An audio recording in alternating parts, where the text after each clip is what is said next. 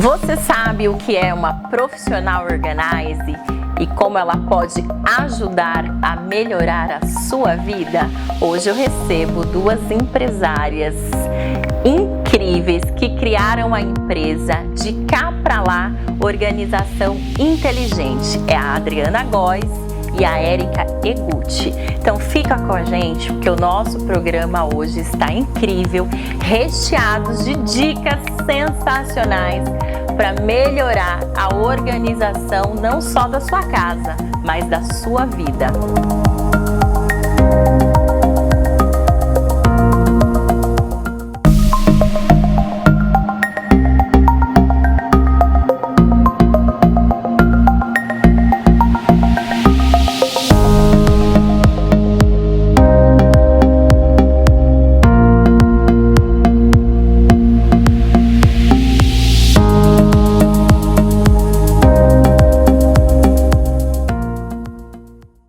Meninas, sejam muito bem-vindas aqui no nosso programa. Nós vamos bater um papo incrível sobre organização. Eu sou muito organizada, né? Então acho que as dicas vão me ajudar demais. Com certeza. Primeiro eu gostaria que vocês compartilhassem com a gente um pouquinho sobre como surgiu a ideia da empresa De Cá Pra Lá Organização Inteligente. Obrigada pelo convite, estamos felizes de estar aqui com você, participar do seu programa. E a empresa começou, na verdade, com um desejo nosso de fazer um trabalho que fosse diferente do que a gente estava acostumada a realizar antes, né?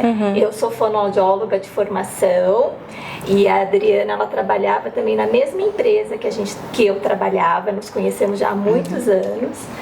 E depois da maternidade eu tive meu filho e aí eu comecei a repensar no que eu queria fazer. E aí eu dei um período de tempo, logo depois que ele nasceu, eu parei um tempo de trabalhar. E nós duas ficávamos sempre se encontrando no café, conversando, o que a gente queria fazer. E tinha uma amiga minha que trabalhava comigo e ela sempre falava: ai, você é tão organizada, gosta de pôr etiqueta em tudo. Você já conheceu a profissão de personal organizer? E eu nunca tinha ouvido falar. Que incrível! E aí eu resolvi pesquisar, fiz curso e a Adriana, nesses cafés, também se interessou pela profissão. E aí nós duas, ela, né, acabou me incentivando mais a colocar a mão na massa. Porque eu falava: vou fazer o curso, mas eu não sei se eu vou atuar ou não. E aí ela, junto, ela é mais animada do que eu, ela já ingressou e aí, desde esse dia a gente começou a trabalhar juntas e não paramos mais. Gente, que incrível! A empresa tem 7 anos, vocês comentaram? 7 anos. Muito bom. E eu acho que essa ideia, né, de negócios entre amigas, eu vejo aqui, por exemplo, no programa, né, tem muitas amigas minhas que contribuem de alguma forma. E eu acho que nós mulheres, a gente tem mais esse jogo de cintura para empreender. Eu penso que os homens, né, ainda hoje, a duras penas, nós conquistamos sim o nosso espaço, mas os homens ainda dominam muitas áreas. Mas eu acho que essa coisa do empreendedorismo é algo que é mais nosso, assim, sabe? E a maternidade, como você falou, é algo que eu acho que pesa muito pra gente nessa decisão de carreira. Você quer sim ser mãe, estar mais tempo com seu filho e quer a sua independência financeira. E infelizmente a maioria dos trabalhos convencionais você não consegue equilibrar essas duas áreas, né? A gente, felizmente, a gente consegue um meio termo, uma vez que a nossa agenda somos nós, quem organizamos e colocamos de acordo com a necessidade. Então a gente queria fazer alguma coisa junto, desde que não sacrificasse o outro lado, que seria a família, os filhos. A gente queria estar presente, porém tá fazendo alguma coisa que a gente gostasse muito. Então, o útil, agradável, sem falar na amizade, né? Sim. Que a gente acabou... A gente conseguiu unir a nossa amizade pessoal agora no profissional. Também a gente percebe que as crianças crescem, Exato. né? E a gente não consegue, no momento a gente precisa dar mais atenção para ele, só que depois de alguns anos essa atenção vai diminuindo. Exato. Gradativamente, progressivamente, e a gente tem que retomar a nossa vida, né? Exato. E no momento a gente pode parar por conta disso, porque a gente começa a sentir uma necessidade de nos realizarmos profissionalmente. Exato. Então foi ótimo, porque a gente consegue fazer isso de forma gradual e progressiva. Gente, que delícia. Agora explica aqui para nossa audiência o que exatamente faz um personal organizer, porque a gente vê que tem uma confusão danada aí, tem gente que confunde, é porque vai decorar minha casa, vai... Explica pra gente qual é o trabalho de vocês mesmo. O personal organizer, não existem áreas, né? Mas especificamente a organização mesmo, seja ela digital, seja ela do ambiente, escritório. Existem algumas personal organizers que trabalham na parte de funeral mesmo, quando alguém desencarna, e aí eles assumem a parte que muitas vezes é dolorida para a família. Eu e a Érica, nós atuamos especificamente na organização de ambientes mesmo, seja residencial ou escritório, mas normalmente home office, mas principalmente nos dias de hoje, porque o pessoal está dentro de casa, né? E também mudança. Então, a gente acaba fazendo muita mudança, porque nós fazemos todo o gerenciamento da mudança em si, do processo anterior, a mudança e a organização pós a mudança. E independente de mudança ou não, a organização residencial, né? Então, quando a pessoa normalmente percebe que ela precisa, em algum momento, passar por um processo de mudança. Sim. E é muito engraçado isso.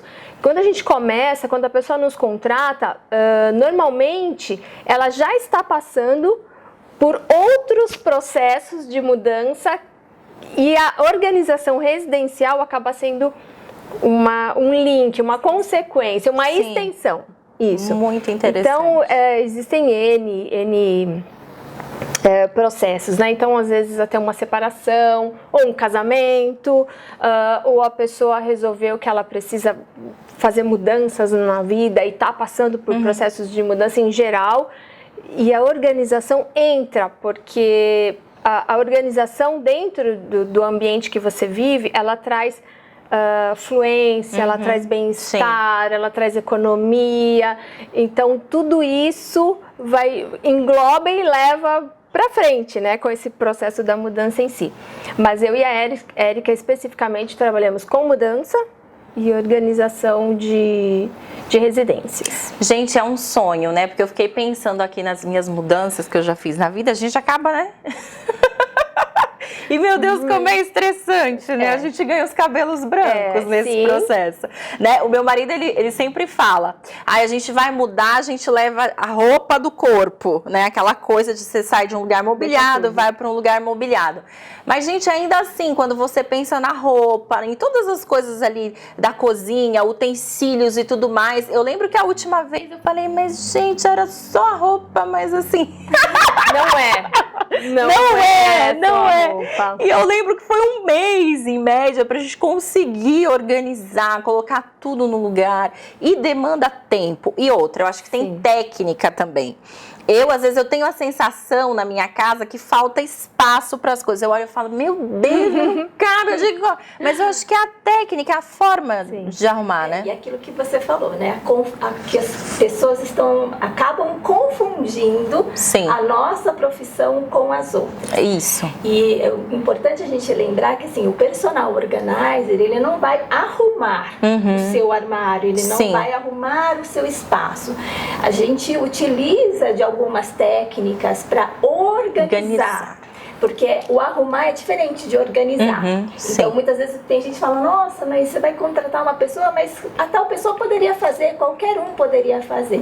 Mas não é. Então, a gente sempre vai pensar no ritmo de vida que cada pessoa tem, nas necessidades de cada um. E na hora que a gente mexe no armário, a gente vai pensar tudo isso. O que é principal para aquela para aquele cliente, né? O que é prioridade? Então a gente vai colocar no armário dele o que é prioridade para exatamente maximizar o aproveitamento do espaço que cada um tem. Hoje a maioria das pessoas moram em apartamento. Os apartamentos cada vez mais são menores. E aí a pessoa vem muitas vezes com um armário enorme tentando colocar numa caixinha. Sim. E aí a gente tem que tentar exatamente criar uma lógica e facilitar a vida para aproveitar melhor o espaço de cada um. Não só em espaço, mas também evitando que a gente danifique os itens que as pessoas têm. Se você ainda não acompanha o nosso programa em nossas redes sociais, corre lá, porque nós compartilhamos todos os dias dicas incríveis que vão ajudar a melhorar o seu dia a dia. Estamos esperando você. Vamos assistir agora ao quadro Papo Sério com a doutora Cristina Cabral. Eu rodo o VT e volto já já.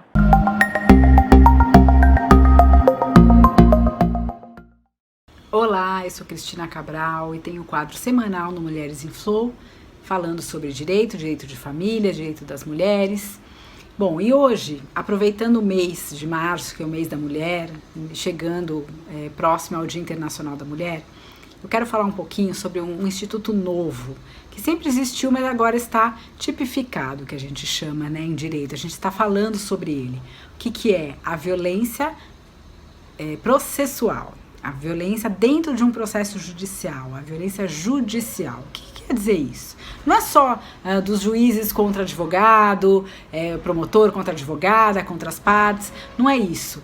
É a falta do acesso à mulher vítima de violência dentro de um processo judicial. Quando há provas de que ela foi vítima de violência, quando ela tem tudo lá dentro do processo, tudo consubstanciado, que a gente chama provas robustas, e mesmo assim o agressor não é condenado. Mesmo assim, não acontece a justiça da forma correta, né? Imputando a pena àquele agressor.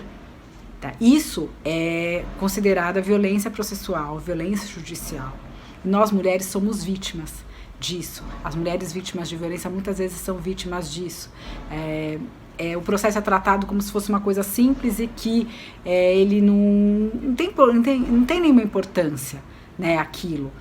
Enquanto a gente não encarar que a violência doméstica, a violência de gênero é um problema social, não é um problema só de uma mulher, né, a gente vai sempre vivenciar isso. O machismo, a sociedade patriarcal, né, traz esse resquício dentro do Poder Judiciário, dentro das delegacias, né? Então, falar disso, falar que a gente tem que se mobilizar contra isso, agir com sororidade, falar sobre isso para as mulheres, vai fazer com que a gente mude esse quadro, tá? A educação e, principalmente, a empatia às mulheres vítimas de violência vão ajudar nesse trabalho árduo que é romper esses obstáculos e poder combater a violência doméstica, a violência de gênero e a igualdade de gêneros. Bom, esse mês eu vou falar bastante sobre todos esses tipos de violência, vou falar sobre empoderamento feminino, para ajudar essas pessoas, essas mulheres todas, para que nós ficamos sempre em flow.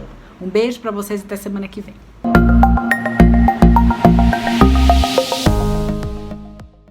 Vamos assistir agora ao quadro Nutrindo Seu Dia com a nossa nutricionista Juliana Dantas. Eu rodo o VT e volto já já.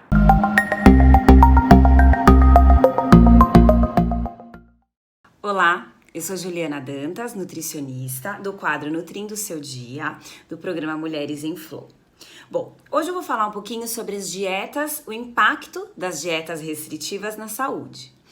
Quem já tentou perder peso, por muitas vezes já fez muitos tipos de dieta, certo? Então, essas dietas da moda, que acabam sendo muito restritivas, tanto em quantidade calórica ou quanto na variedade de alimentos, certo? Então, dieta da lua, dieta da sopa. Essas dietas, elas podem ter um impacto, podem ter um efeito a curto prazo da pessoa conseguir reduzir o peso.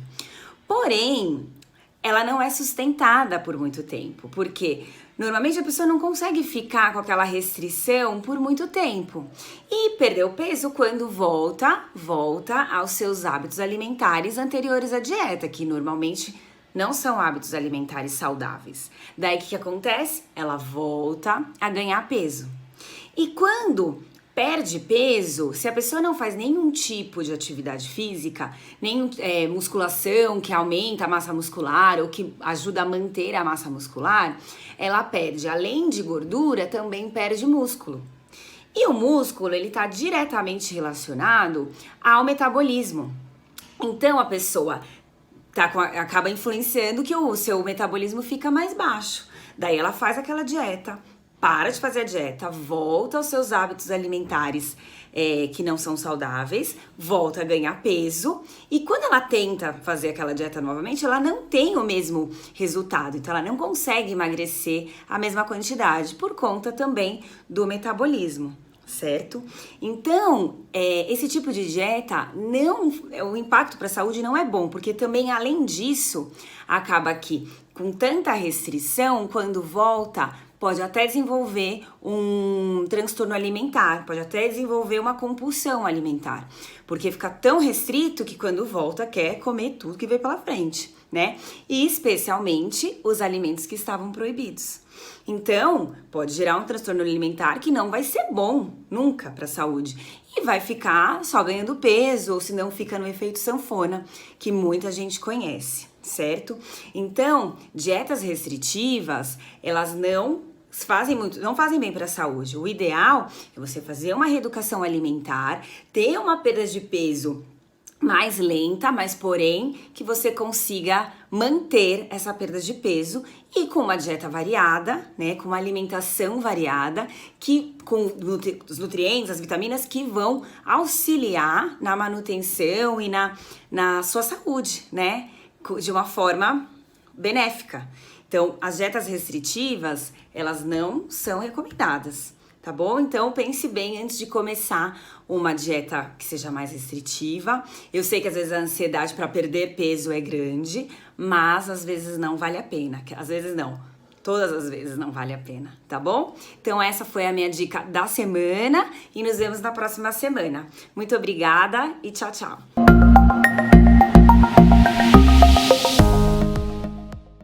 Ai, gente, que demais. Tem os cabides ideais. Vocês precisam mostrar isso pra gente? Tem os cabides ideais. Olha lá. Eu já não sei, pra mim é tudo cabide. Olha lá, tá vendo? A gente precisa.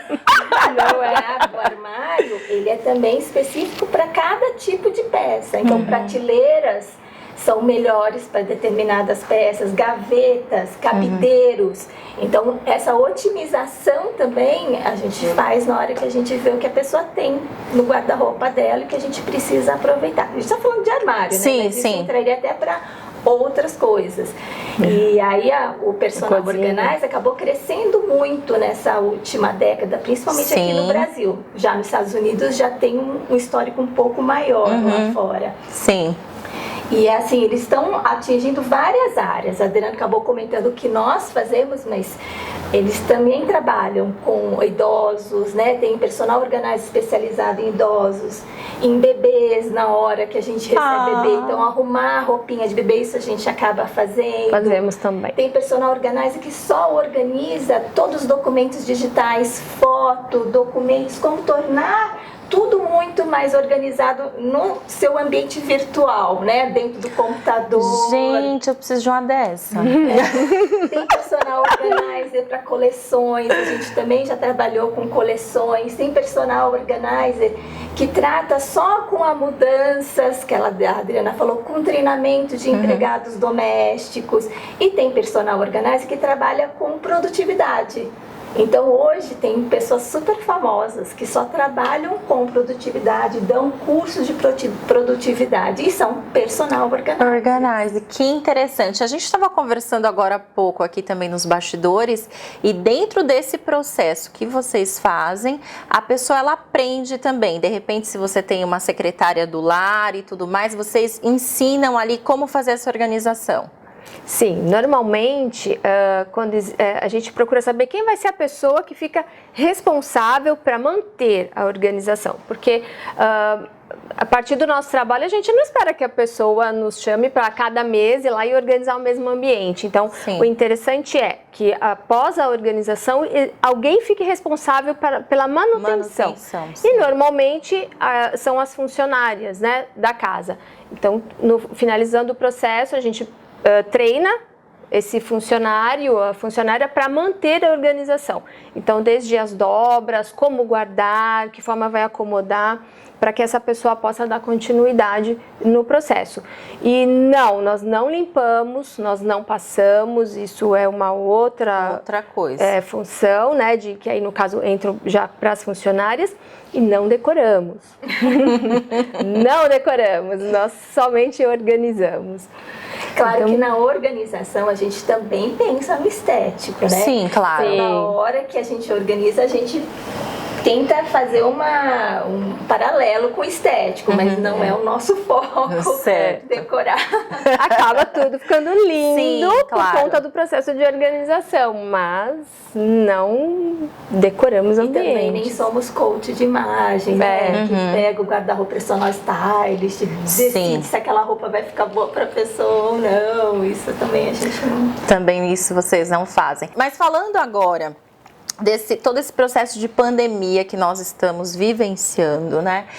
Como foi para vocês? As pessoas buscaram mais esse tipo de serviço ou não? Sim, acho que pelo fato das pessoas estarem mais presentes, né, dentro da residência, trabalhando em casa, começaram a perceber essa necessidade de não dá, preciso organizar mais a minha casa, não dá, não estou conseguindo viver nessa bagunça, muitas vezes até por conta das próprias funcionárias estarem afastadas. Então, eu acho que conhecendo mais o ambiente, a casa, né, no dia a dia, porque muitas vezes as pessoas trabalham fora e ficam mais fora do que dentro de casa, e não tem tempo para observar muitas coisas, né? Então, assim, a casa deixou de ser funcional para muitas pessoas. Então, começaram, assim, a procura foi muito grande pelo nosso trabalho, por conta disso, porque as pessoas perceberam que precisavam ter uma casa muito mais funcional do que aquele momento, porque não estava dando mais certo, uma vez estava todo mundo, né, ainda está todo mundo dentro de casa. Então, trabalhamos bastante, a gente pode dizer aí de julho do ano passado para cá, e inclusive não só a organização, muitos processos de mudança. Sim. Porque as casas também ficaram pequenas. Porque são filhos estudando em casa, os pais trabalhando em casa, então muitos perceberam a necessidade de ter, por exemplo, um escritório. E aí, na minha casa não tenho, preciso me mudar, e aí a procura, inclusive, por imóveis maiores, para ter um espaço exatamente para criar um home office para aqueles que não tinham, né? Ou até espaços menores, né? Para algumas pessoas precisam também mudar para espaços menores. E aí como fazer, né, com que tudo que tinha num outro espaço maior caber num espaço menor. Sim. Né? Também tivemos clientes que precisavam de áreas de lazer. Porque os filhos moravam num apartamento pequenininho e não tinha área de lazer. Então eles mudaram para uma casa. Então foram várias mudanças mesmo. E acho que muitas requisições nossas também aconteceram por conta das mudanças, né? O mercado imobiliário acabou aquecendo muito, bastante, principalmente a parte de aluguéis. Né? Sim. Meninas, então, muito interessante, muito legal. A gente precisa fazer isso lá em casa, né? Produção, vocês precisam aí também, porque já... Vamos lá, vai ser realizar pra todo mundo. Não é? Prazer enorme, gente, lógico. Que demais, porque eu acho que precisa mesmo. A gente tem que melhorar a nossa qualidade de vida. E a organização, eu tenho essa sensação, aquele dia, né, depois com essa história toda de pandemia, a gente acabou substituindo a funcionária que era fixa todos os dias, hoje por alguns dias da semana. E o dia que ela vai limpar em casa, por exemplo, eu faço a festa, eu falo, ai meu Deus, que delícia que tá essa casa, né? E aí você vê que muda o seu humor. Então eu acho que a gente buscar, de fato, fazer da nossa casa o nosso templo, né? Exatamente. E eu acho que a casa nada mais é do que o reflexo do dono. Sim. Né? Sim. Então, às vezes a gente não tá muito legal, a gente vê que vai deixando as coisinhas ali. Ah, amanhã eu lavo a loucinha. Ai, não arrumei a caminha hoje. E aí você vai percebendo o quanto isso compromete a nossa energia e o nosso bem-estar. Exatamente. Mas aí eu lembrei de uma coisa que você falou, eu acabei não querendo te interromper, mas eu vou, assim, não, mostrar que aliviar a sua culpa falando que você é desorganizada, né? Mas não é isso, virginiana, né? Desorganizada, né? Porque, assim, muitas vezes as pessoas não têm o conhecimento de como começar esse processo. Boa, né? sensacional. Não é o fato dela ser ou não desorganizada ou bagunceira, como a gente acaba falando, né? Muitas vezes a pessoa não sabe por onde começar. Falta conhecimento. Então, até isso é bacana quando nós trabalhamos em dupla, porque muitas vezes nós enxergamos de forma diferente a organização. Sim. Então, acaba que nós nos complementamos. Então, ela vê uma coisa, eu vejo diferente, e aí que é super rico na hora que a gente organiza. Então, imagina para uma pessoa que nunca fez um curso, que não está trabalhando com isso, é muito difícil. Além disso, ele também é desgastante, porque você tem que parar um dia da sua vida, ou 2, 3 dias, para fazer aquilo. Fazer muitas vezes picado não rende. Não rende. Você começa ali, pronto, você tem foco para outras coisas.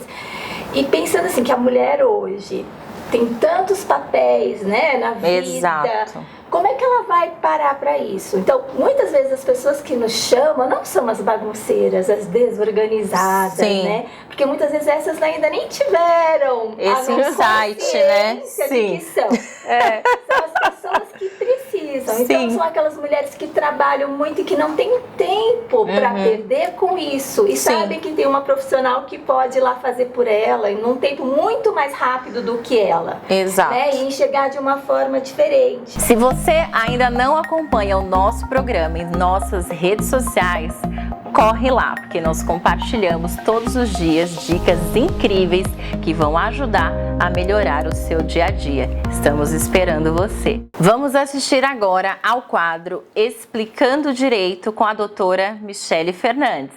Eu rodo o VT e volto já já.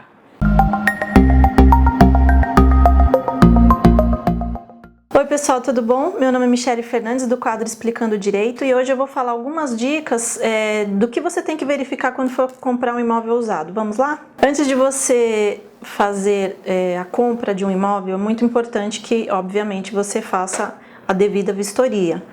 Né, com um técnico, de preferência, alguém que tenha conhecimentos aí de parte elétrica, hidráulica, ver todos os pontos de possíveis infiltrações, porque no imóvel usado, a gente está falando de imóvel usado, muitas vezes as reformas foram feitas há muito tempo, outras vezes, apesar de ter sido feita há pouco tempo, a gente não sabe, a gente não conhece aquele imóvel. Verificar também a região onde você instala, né, onde você está instalado, se é uma região em que você tem proporcionado para você lugar de fácil acesso a transporte público, a comércio local também, se é um comércio bom para você, se é interessante. Verificar também a documentação, isso assim é um dos quesitos fundamentais. Você precisa ir ao cartório de registro de imóveis, aonde ele está matriculado.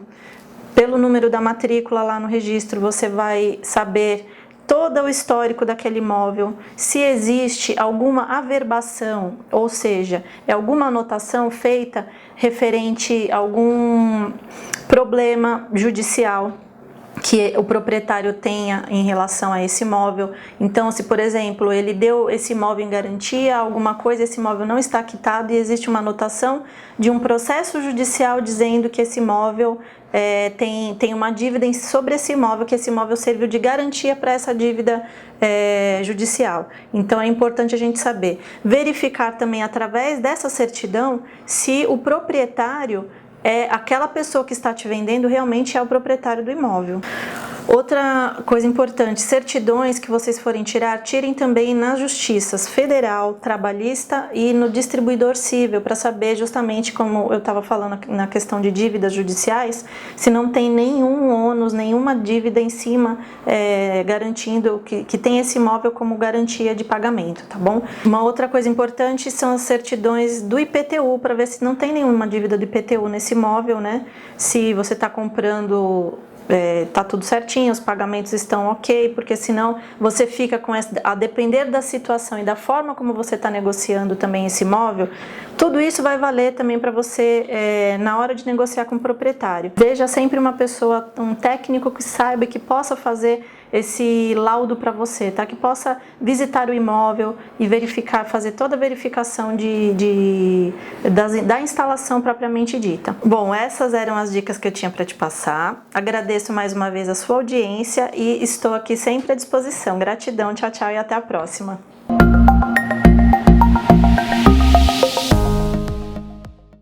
Você quer se tornar uma empreendedora de sucesso? Eu tenho a solução que vai mudar a sua vida. Eu rodo o VT e volto já já.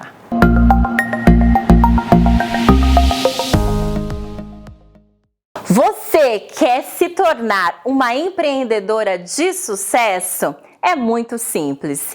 Torne-se uma revendedora de acessórios e bijuterias da Saba Bag. Você sabe qual é o diferencial da Saba Bag? Você começa o seu negócio com um pequeno investimento e pode trocar 40% do seu mostruário. Algo inédito no mercado.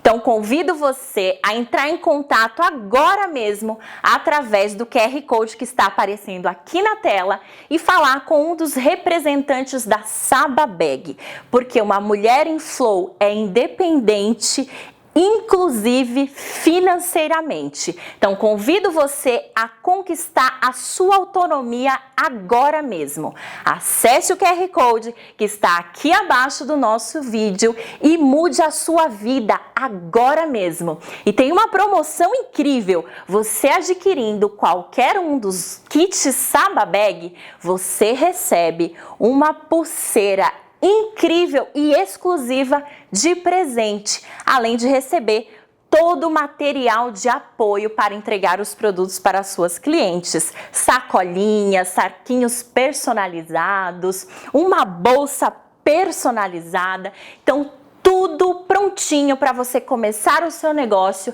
e fazer a diferença na sua vida. Convido você a tomar essa atitude agora. Acesse o QR Code e fale com uma representante. Você não pode ficar de fora de uma empresa tão incrível que foi pensada para você, mulher.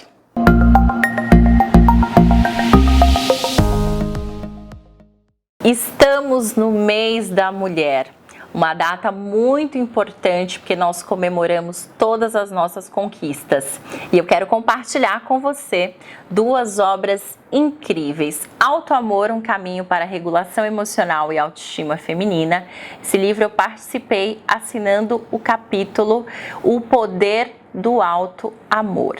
E também o Sem Medo do Batom Vermelho, uma obra que eu fiz a coordenação editorial, tem a participação de 27 psicólogas falando sobre o universo feminino, sobre sororidade feminina. Afinal de contas, juntas nós podemos ir muito mais longe. E um dos meus objetivos como profissional é dar voz a outras mulheres. Eu acredito que juntas nós conseguimos conquistar tudo que nós desejamos. Então convido você a conhecer essas duas obras maravilhosas que eu escrevi com muito amor e carinho.